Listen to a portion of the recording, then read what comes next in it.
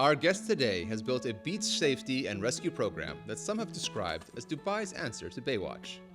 If you frequent Kite Beach here in Dubai, you've probably seen the army of children in red laying claim to that shoreline. But Pirate Surf Rescue is far more than that.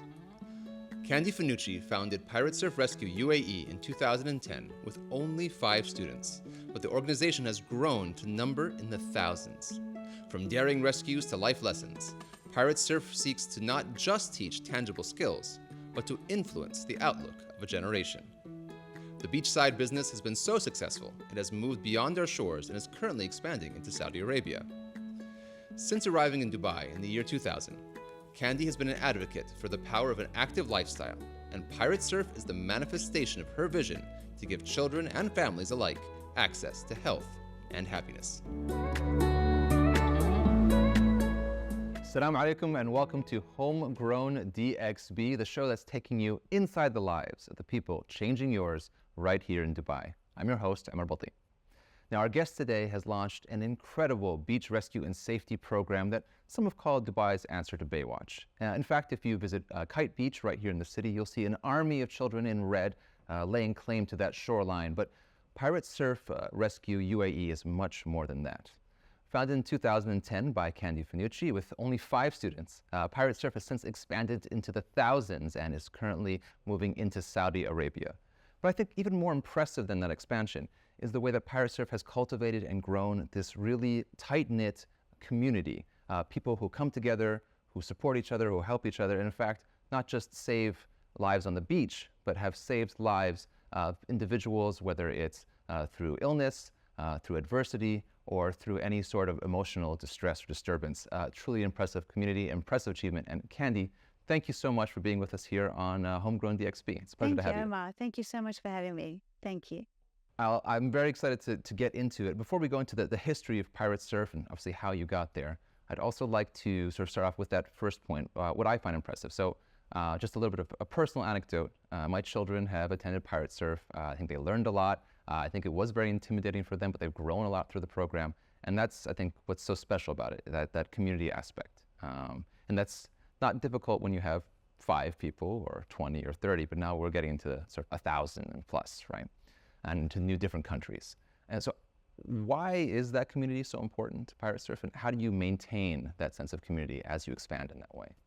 You know, I think once you've set good foundations to any program, our foundations are solid, and it's taken a good 15 years to actually achieve that foundation and have those morals and beliefs and ethics in everybody. You know, if you've instilled that in 1 or 2 people, it's difficult, but I think it's really become embedded in the majority of the team, the kids, the parents, the coaches. So it's built on kind of real hardcore lessons that I've learned, you know, that I strongly believe in. To build anything on something that you do superficial is never going to last. It's got to be something that you feel to your bone, that you experience, that you sleep, eat, and breathe. You know, it's almost been like an open wound that's healed, and Pirates has helped heal that wound, you know, over the years. And for me, the greatest thing ever is to be able to, I always believe that, you know, Pirates is a gift, and it's a crystal ball that I hold in my hand, and it's there to help other people, change people's lives. And the day that I stop doing that is the day that I would lose it. So to see the kids, actually, even the kids now having the same ethics and values that I do is probably the greatest reward ever, you know, and finding the ways for them to actually see it and understand it. It's the good saying we have in Pirates is, you know, creating brain tattoos, letting them have first-hand experience. They see something and they remember for the rest of their life, whether it's going to Sri Lanka and actually giving a kid a sweet, and it's the first sweet those kids had ever seen before, you know, opening it and thinking, wow. And yet for them to rethink what they have and how different their life is and how ungrateful they are, you know, that changes their life that very second. You can't learn that on the screen. You can't learn that in a book. You have to feel it, breathe it, and eat it. And I think that's what has been very much the story of Pirates. I've had to feel empathy, feel loss, feel grieving, feel pain, feel, you know, success to be able to build. It's like a piece of Play-Doh. You know, you're slowly building this Play-Doh kind of castle. So it's a challenge, and the experiences I went through, I'll never regret, you know, any of them, no matter how hard they were, because I could either take it into the negative or take the positivity out of it and build it into something that it is today. So maybe talking more specifically, I'd love to know a little bit more yourself, sort of where those values, whether it comes to your love and your appreciation for sport. I think you sort of talked about sport as something which is universal, and that's something you think that improves lives across the board, whoever you are, whatever your background, or whether it's sort of values of shared humanity, kindness. I think one of your mottos, and I'm paraphrasing, is never miss an opportunity to be kind, something to that effect. Again, where did those specific things come from? Where have you taken that with regards to your own life? I think again, my dad was 9 when he passed away. Phenomenal athlete, sportsman, and he was kind of my icon. He helped grow and develop my love for sports. So every happy memory is cycling or swimming or him at every single competition, organizing the whole team. He was the first man to start competitive cycling in South Africa. And at the age of 9, I was cycling 60 kilometers. And, it was just... I still can't cycle. So, I mean, I haven't tried recently, but I don't think I could do 60 kilometers. But again, it was always pushing our boundaries, realizing that nothing was impossible. And he got ill, and 6 weeks later, he died of cancer at the age of 35, which was a big kind of... a hole was left in our lives. Did you have any indication up to that point? Or? Absolutely nothing. He was the healthiest man ever, never smoked, never drank. He exercised every day, super fit. One day, Sunday, he just said he wasn't feeling well and took him to the doctor, and 6 weeks later it was cancer that turned into lymphoma. So that took a big shake on the family. I had just one brother and my mum. And sports was my kind of way of still connecting with him. I just wanted to succeed so much so that I could prove to him, and I felt that he was there the whole time. So I think, my love developed for sport more and more.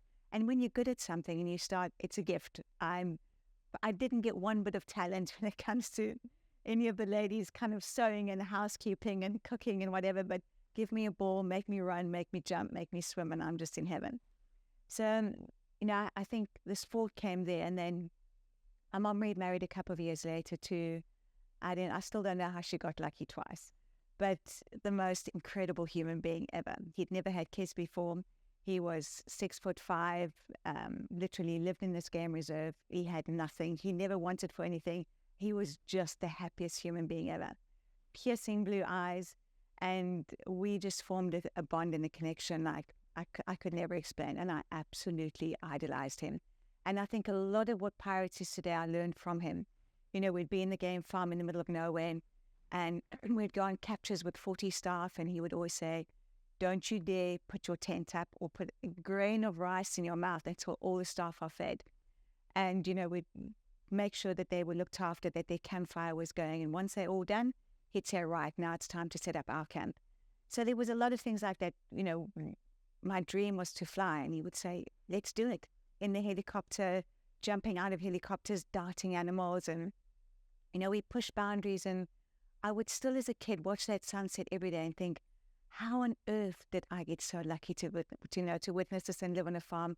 I'd jump on the horses and go and fetch fresh milk from the farm next door. And, they were the supplies of Cadbury's milk chocolate, and I'd have an urn on my back, no bridle, no saddle, nothing, riding back. And I just got to live. And I think, the kids of today haven't had that opportunity, where they're ruled by social media, they're ruled by, all of those kind of things. So, those kind of, I'd say the age of 9 to 18 were probably the most formative years of my life that, I learned those lessons that helped me form Pirates today. And do you think, you talked about kids of today. Also, I can speak for my own children as well. We're very, very privileged living here in Dubai, in the UAE. Yeah. We don't have as much exposure, we have some exposure to nature, and certainly we'll talk a little bit about the journey and now X-Park and that aspect of your career. Do you find it hard to find opportunities for them here, or when you're trying to sort of, create that sense of being a global citizen, being an empathetic person with the kids, because we kind of live in a little bit of a bubble here? Do you find that to be a challenge? You know what? I didn't find it. I find it a good challenge in how to fix it, because it's not just Dubai, it's the whole world. That kids are literally attached to mobile devices, and as well as the parents. the parents are as guilty as the kids. I mean, I find myself addicted on the phone trying to answer messages. You look at dinner. When did you go to a restaurant and not see a kid on an iPad? From the age of 3 months, so long as they, can look at something, they get given a screen. So that is kind of a challenge to say, okay, what can we do? If we change one kid's life or 2 kids' life or 3, that's already a success story. So for me, I think developing a program that offered the kids the chance to want to do something other than the iPad, that we could, the lessons that they're taught, they don't even know that they're learning those lessons. And again, it's built on discipline. I believe discipline is the fundamental for any child, any human being. If you discipline, you're going to be a success regardless. And you become kind of a master in your craft. So arriving to Pirates in the correct uniform, standing in your line, when I blow those 2 whistles, you are dead quiet. Else there's consequences to actions. So, it's taken, this is now my 30th year of coaching and teaching kids. So it takes that kind of time to find the magic formula of what works and what doesn't work. So I want to take us back. 30 years is incredible, I think, for anyone in any profession and a career to dedicate that much time to anything, whether it's particularly, I think, with coaching children. Take us back to 2000. That's when I think you first arrived in Dubai. Just to get a sense of your first impressions when you came here, what you thought you might be doing at the time in Dubai. I imagine that Pirate Surf was, if it was there, it was just like the beginnings of an idea. I think I didn't have the idea that I was going to do that. I came on as a housewife, not really as a housewife. My ex-husband was a pilot with Emirates, so we moved from Mauritius to Dubai, and I can't sit still. I couldn't. I thought, no ways, I cannot be a taxi driver for the kids, which I was, but I wanted to do something that I really loved. When you have that need for just keep that passion going. And in Mauritius, I'd been obviously teaching sports. I got a job head of PE in the French school and in the international school. Started my own swimming academy, introduced athletics and hockey and that into Mauritius.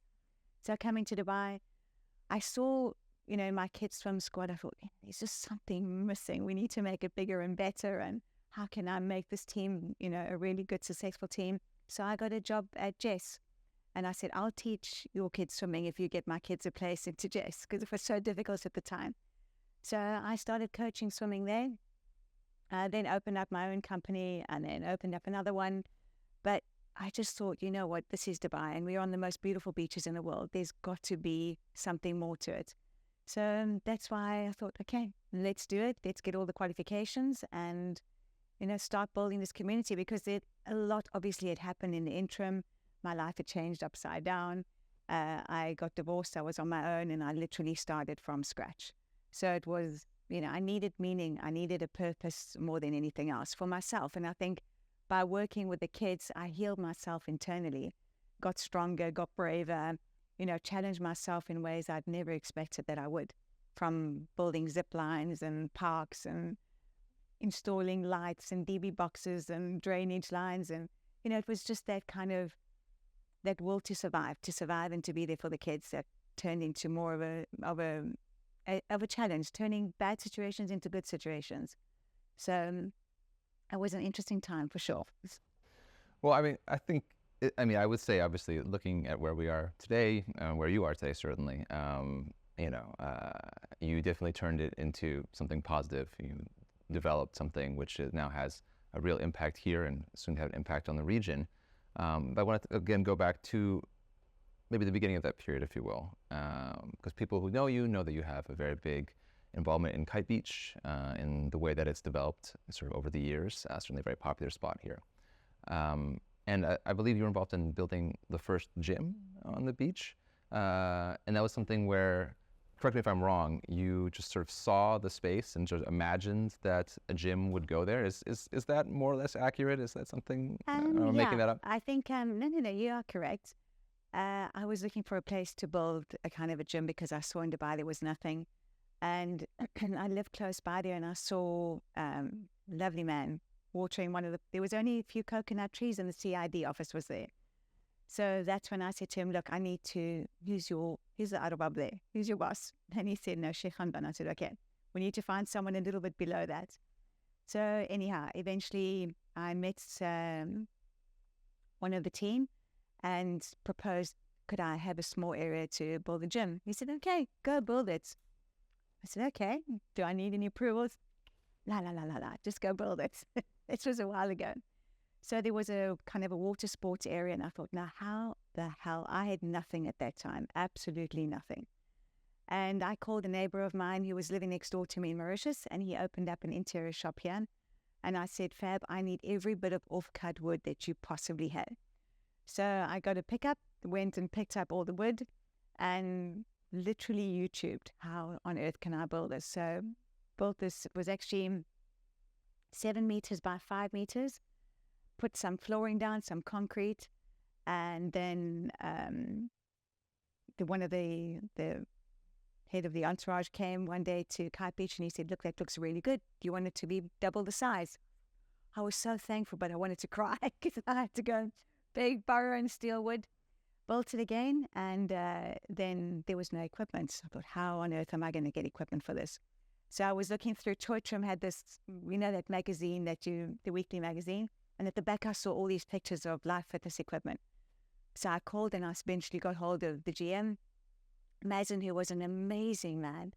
And he came down to the gym and he said, right, what do you want? I said, I want treadmills, concept 2 rows, spinning bikes, weights machine, cable crossover. And he said, right, it's yours. So the next day, truck arrived, and he actually said, well, we can't put it on your concrete floor. You've mixed it with seawater and it's not strong enough. I'll put a flooring down. And 2 days later, there was the gym. So municipality came, obviously driving, doing their due diligence, and came in and said, can I see your approvals? Where's your building permits? I don't have anything. Obviously made a phone call, and they all came down and said, look, no problem, just stay on. And then Isa Harbash was the manager there at the time, and he said, do you want a job? I said, absolutely. So he said, okay, you come and work here. So he disappeared. A couple of hours later, someone else arrived and said, right, there's your contract, there's your job, you can start tomorrow. So, And what were they having you do? So it was basically, they said, work and maintain it, and obviously keep up the area. And I thought, no ways, we've got to build something nice here. So I started, and I wanted to create a place where families could come and relax on the weekend, because you've got all the glitz and glamour behind you. On a weekend, not having to spend any money, bring your picnic basket, sit on the beach, watch the sunset, spend quality time together. That was kind of the dream behind it.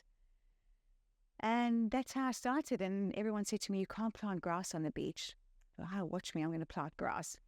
Managed to drop a borehole on the beach, got fresh water, laid the red sand, got some pieces of wood, built little kind of fences, wooden fences around the beach. And that's how it all started. And thought, okay, let's get Pirate in here. Let's build the sports club.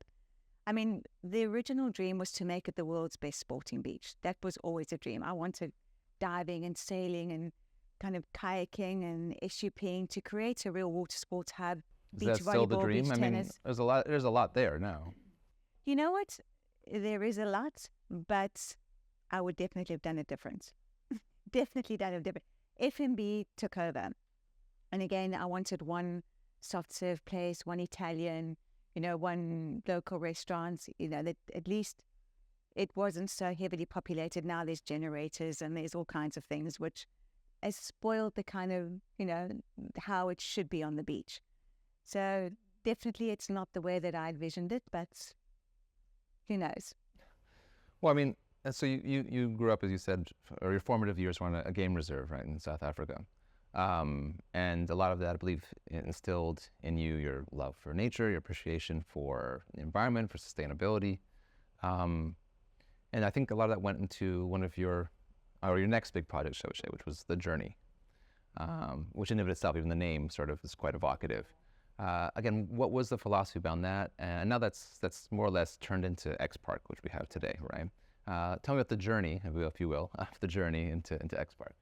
I mean, while I was working on Kite Beach, that used to be an old football field, and we used to hold the Ramadan tournaments there, and it was an old park, and it was all kind of broken with old slides. And, I thought I was given the opportunity to grow up in nature and to have kind of tree houses and animals and things like that. I would love to be able to give back. You put through things in your life for a reason.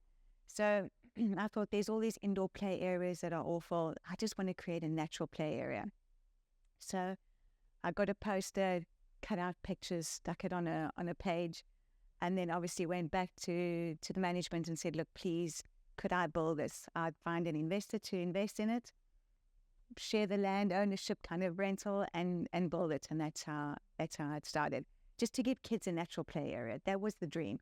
Running up and down, no shoes, jumping through water and over stones and climbing up tree houses, swinging out of trees. That, they don't have that opportunity. There was nothing like that in Dubai. So that was the kind of vision behind it. Creating my mini Sabaka in Kite Beach.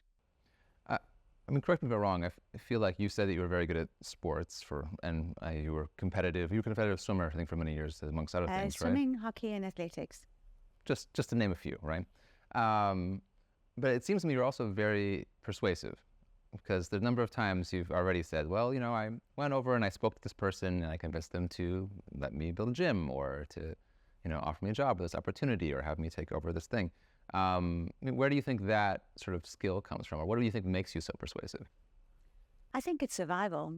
That's it. You got survival. I've got 3 kids to feed.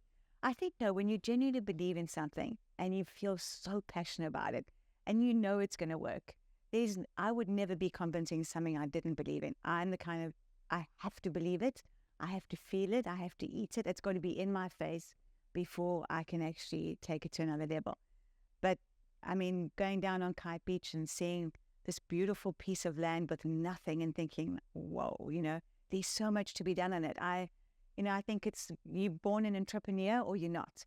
It's the most scariest thing to do. It is scary. There's nothing, I could never do a 9-to-5 job. I think I'd go crazy.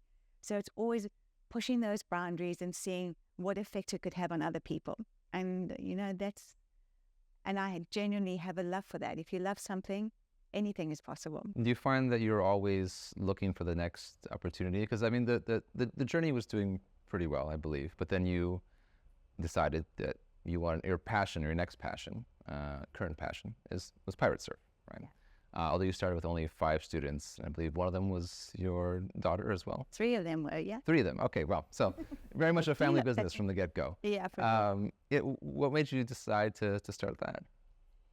Again, going back to marrying things that that you're good at, that you can feel that you've got kind of a history with. And sport was one of them. The sea, the beach, swimming, being in Mauritius, growing up in South Africa in a family that was just so sports orientated, and just pioneering something. I've got zero fear when it comes to pioneering. There's no fear. And if there's no fear, you're going to have success.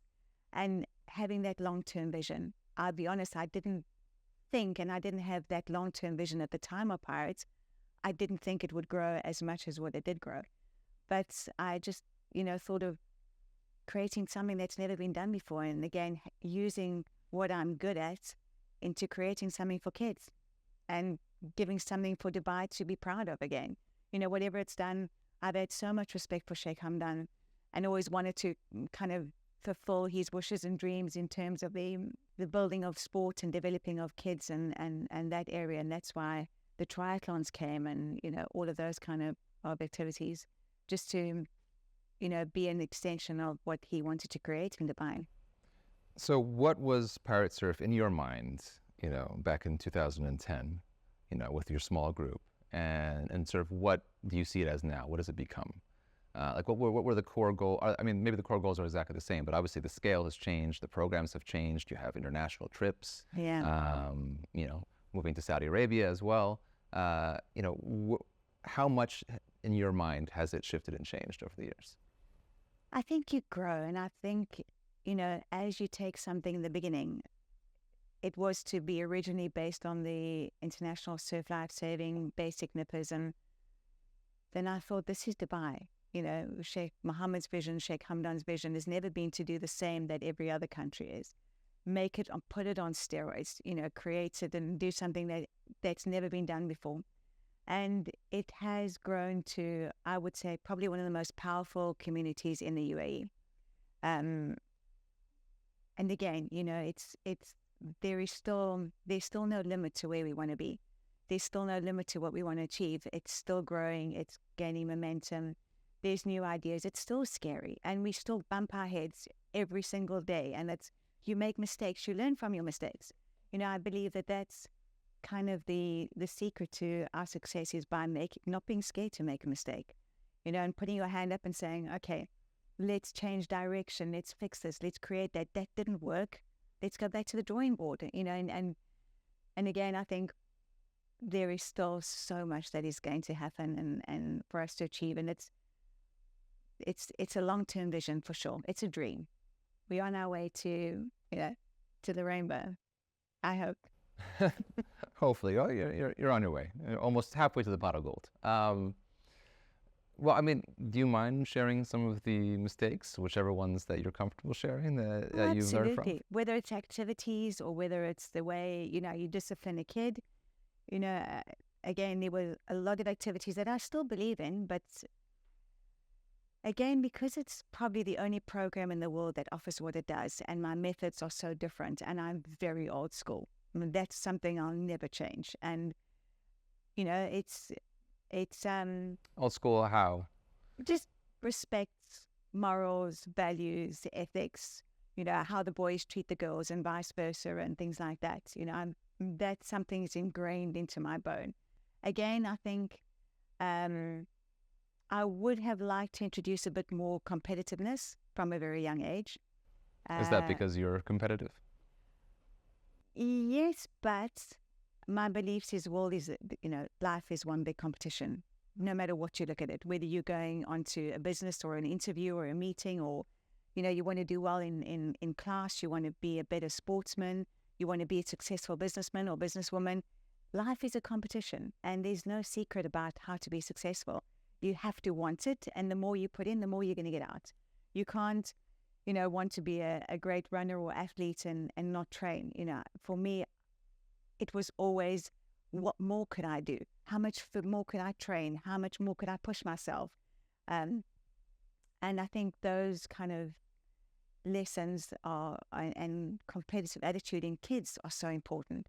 Sure, there's your kids that don't want to compete, but to instill that drive into them, that is so critical. You can do it in different ways they don't even know they're actually doing. So I think I've had a lot of pushback from parents in terms of that, where little Johnny just wants to come on the beach and build sand castles, but give them the opportunity. A 6-year-old, a 4-year-old, a 5-year-old doesn't know what they want to become. They don't understand that, and it's kind of our duty to get them back on track and introduce that compete. There's nothing better than the feeling of success. There is no human being that can tell me that they don't want to succeed, or it's not the most incredible feeling succeeding in something, saying, yes, I did it, whether you're 5 or whether you're 85, so to be a part of that kind of changing the child's mind into taking on those values, and that, I think, is an amazing thing to do. No, I think it's something that all of us, whether children or adults, we all enjoy the feeling of victory, of winning, and of course that's an important part of life, but there's a flip side to that coin, right? If someone's winning in a competitive sport or sphere, then someone's also losing. So is that sense of loss also, do you think, very, very important? I imagine some of the parents might push up against that. Just kids don't like losing things. Adults don't like losing things. But what's your take on loss as a fundamental part of the experience? Look, the big plus side of Pirates is, because of that reason, we created so many different activities. The child might not be a great swimmer. He might not be a good boarder. Tennis, MMA, survival, marine conservation, jiu-jitsu. Every child will find a place in Pirates that they feel that they can succeed, or they can boost their confidence. And loss is a part of life. Teach your kid how to deal with it. If I see a child throwing a temper tantrum because they didn't win, I'm going to go up to them and say, hey, dust yourself off, stand up, and let's try harder. Failure is a critical part of life. We have to feel failure to understand the feeling of kind of success. And to teach those kind of ethics and morals in a young child, to say, it's okay to fail, it's okay to lose. Let's try and see how you can do better. Let's try and see how you can be stronger or faster or quicker. And you will, 99.9% of the time, you will get it. And that's not just only in sport, in life. You look at, illnesses or medical. I always go back to my back surgery, where The doctor said, there's no ways you're going to run again. And waking up and having this massive brace on my back and, thinking. And when was this? This was in 2000 and probably 2005. I had a disc that had popped out and was cutting against the spinal cord. And I tried a year of physio, it didn't work. And then they said, look, they have to put in rods and screws just to stabilize the bottom of the back. And I had it done here, but he never mentioned that I would not be able to run again. So anyhow, I woke up with this horrible brace on thinking, oh my God, my life is ended. And, it was at that point where I really reached a kind of a cry. I remember lying in the neurospinal hospital and just looking out of that window thinking, what am I going to do? Sport is the one thing I can succeed in, and not having that.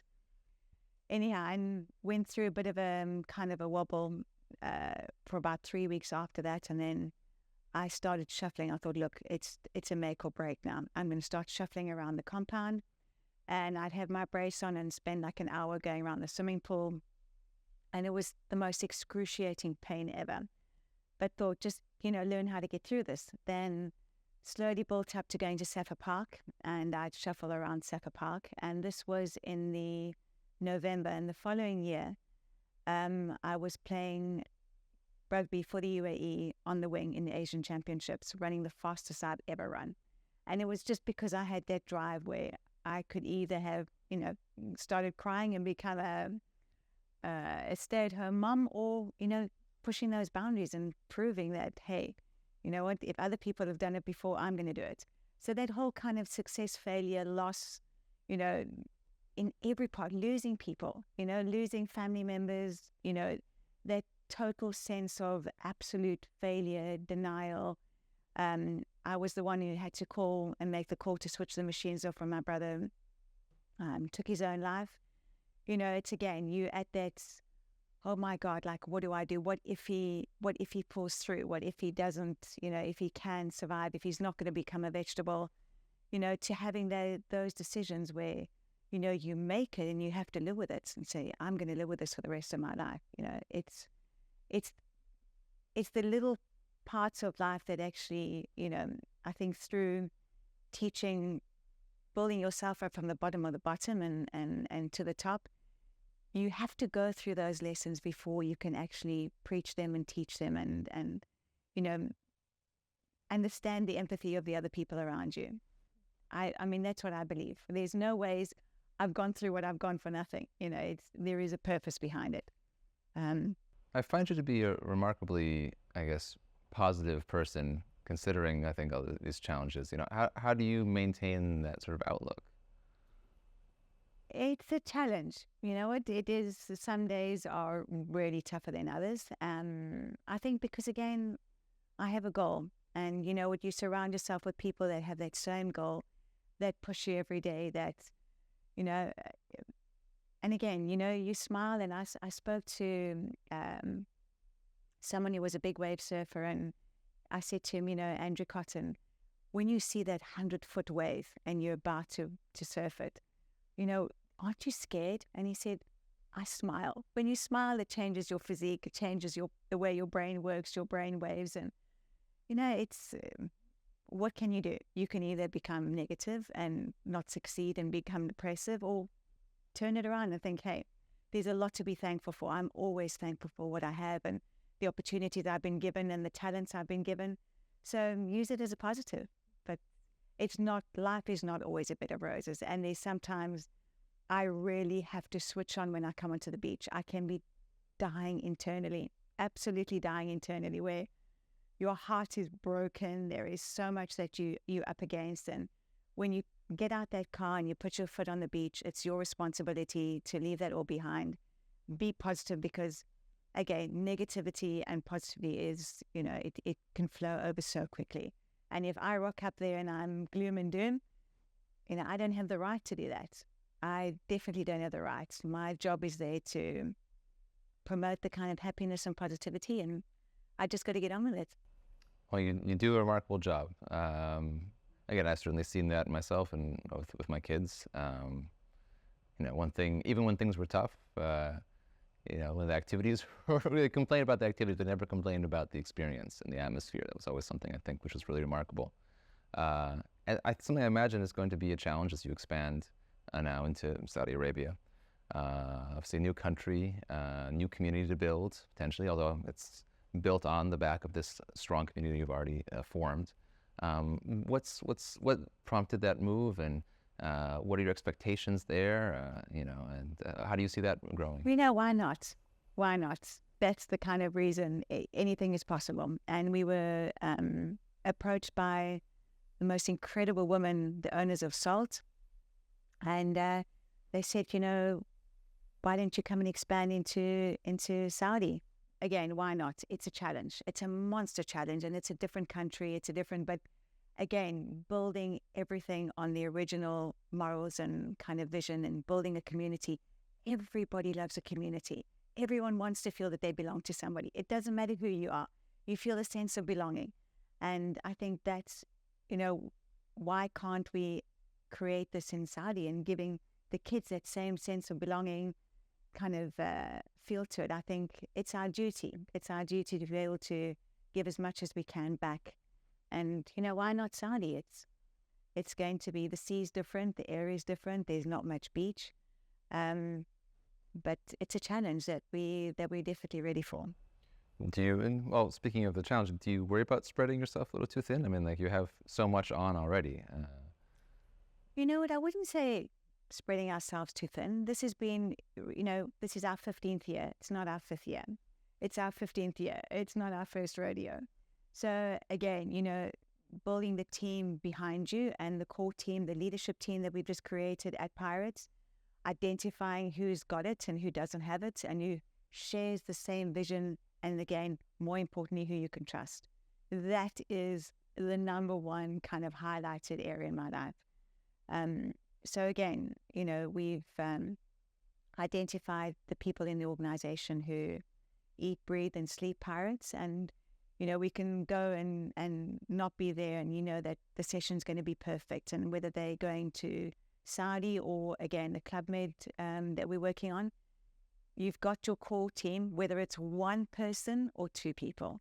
Rather have a small, tight-knit core that you can really trust than an army of people. And then, it will build from there. We've got some phenomenal people coming from South Africa, so that will build the team as well. So hopefully, we're on the right track. Now, if you'll allow me a personal curiosity, when I first heard the name Pirate Surf, I thought it was such an interesting, unusual name. Obviously you think about pirates and swashbuckling and eye patches and parrots and things like that. But it's very much, about beach safety. And, when you talk about the spirit of a pirate within Pirate Surf, it's about being a good person and helping out and keeping your beach clean, which, instead of stealing from ships. So where did the name come from? To be honest, I think it was a bit of a mixture with my kids. We sat down and we were thinking like Poseidon and Zeus, and like what can we call it? And they came up with Pirates, and we were actually being trained by the surf club in Durban, which is also called Pirates. So we just thought, look, we love the name. They loved it, and I went through with it. So there was no kind of real meaning or reasoning behind it. And there's great pirates still. There's great pirates and there's not great pirates. But obviously, you're the great kind. Thank you. I guess also to talk about the influence that Pirates has had here, and the brand. We've seen a number of other organizations sort of sprout up, certainly here in the UAE, with similar sort of ideas, services. For being less charitable, might call them copycats. How do you feel about that? Is that something where you see that as competition, or is it flattery, or flattering rather? What do you think? We're the pioneers of this, and I'm not looking back left or right. We're pioneering the way. We are who we are. We'll do what we do. We're creating something new. We've got 15 years, and it's experience, and it's, for me, it's just look forward. Look forward. This is Dubai. Everyone, you're going to have a company popping up, trying to copy another company and a brand and a. You know what? If you sweat too much about that, you'll be a very unhappy person. So it's focus forward, do what we do best, and doesn't matter what they do. Again, it's giving the kids a sense of competition and being able to compete and things like that, which there are definitely opportunities that we're going to look into. But what they do, how they do it, I mean, this is not the first. We've had many that have done crazy stuff. I've had people sit across the table from me saying, I'm going to copy everything you do, every activity. I follow you on Instagram. Our shirts are going to be your color. Go ahead. Be my guest. You know what? Again, it's focusing on the bigger picture and on the horizon, and that's where we're going. What happens around doesn't bother me. Well, as you said, 15 years. It's not your first rodeo. Obviously not going to be your last. There's a lot going on. Where do you see Pirates in another 15 years? Probably a global brand. I want it to be as popular as Coca-Cola, Virgin. That's it. Just that's the bar, Coca-Cola. Okay. Absolutely Virgin, to be the next Virgin of kid sports. That's always been the vision, to be everywhere, I always said that it would be a pirate in every home, but, not to be scared to push it, to grow. I mean, Saudi's the first of many, many, many. And, again, to put Dubai on the map, we took the kids across to Australia and competed in the World Championships. Which was really daunting, especially for our kids who've never even been in a competition before.